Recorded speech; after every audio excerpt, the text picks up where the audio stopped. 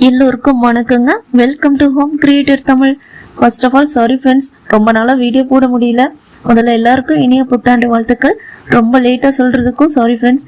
இந்த புத்தாண்டு உங்களுடைய வாழ்க்கையில் நிறைய மகிழ்ச்சியை கொண்டு வரணும்னு கடவுள்கிட்ட வேண்டிக்கிறேன். இந்த நியூ இயர் எனக்கு ரொம்ப சிறப்பாகவே அமைஞ்சுது. ஏன்னா போன வருஷம் நகை சீட்டு போட்டு அதுக்கான ஜுவல்லை நான் ஜனவரி 1 போய் வாங்கிட்டேன்.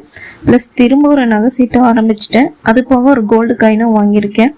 யூடியூப்ல நிறைய பேர் கோல்டு காயின் வாங்கி வீடியோ போடுறது பார்த்து தான் நானும் வாங்கினேன்.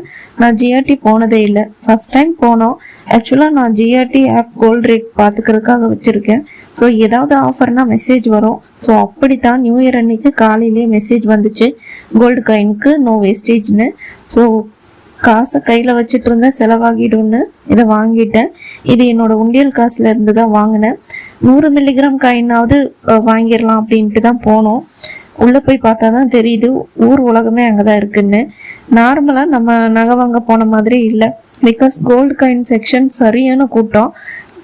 ஏதோ கடையில் மிட்டாய் வாங்குற மாதிரி தான் வாங்கிட்டு வந்தோம்.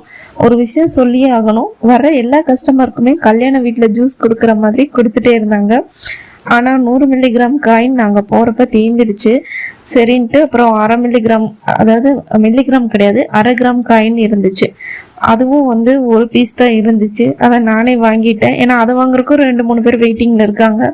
ஸோ நான் முந்திட்டு வாங்கிட்டேன்.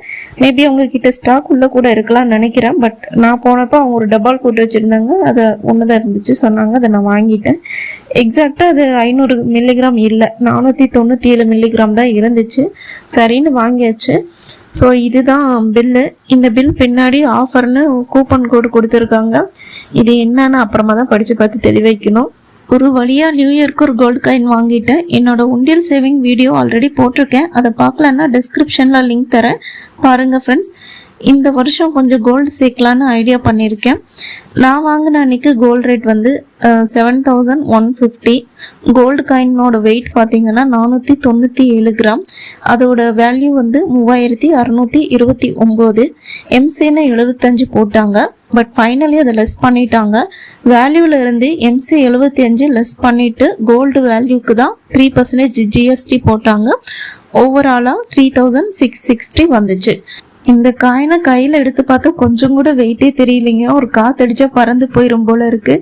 அதாவது 1/2 கிராம் காயினே இந்த அளவுக்கு ரொம்ப லேஸாக இருக்கே. அப்போ 100 மில்லிகிராம் காயின் எப்படி இருக்கும்னு நினச்சி பார்க்கவே தெரியல. அது ரொம்ப லைட் வெயிட்டாக தான் இருக்கும்னு நினைக்கிறேன். நீங்கள் இந்த நியூ இயர்க்கு என்ன வாங்கினீங்கன்னு மறக்காமல் எனக்கு கமெண்ட் பண்ணுங்கள். நான் ஏற்கனவே தனிஷ்கில் தான் சீட் போட்டிருந்தேன். அது முடிஞ்ச ப்ராடக்ட் வாங்கிட்டேன். அதாவது அந்த நியூ இயர் அன்னைக்கு தான் வாங்கிட்டு திரும்பவும் தனிஷ்கிலேயே நான் சிட்டு போட்டிருக்கேன். உங்களுக்கு தனிஷ்கோட சிட்டு டீட்டெயில்ஸ் தெரிஞ்சுக்கணுன்னா கமெண்ட் பண்ணுங்கள். நான் அதை நெக்ஸ்ட்டாக போஸ்ட் பண்ணுறேன். வீடியோ பிடிச்சிருந்தா லைக் பண்ணுங்கள், உங்கள் ஃப்ரெண்ட்ஸோட ஷேர் பண்ணுங்கள், மறக்காமல் கமெண்ட் பண்ணுங்கள், நம்ம சேனலை சப்ஸ்கிரைப் பண்ணுங்கள்.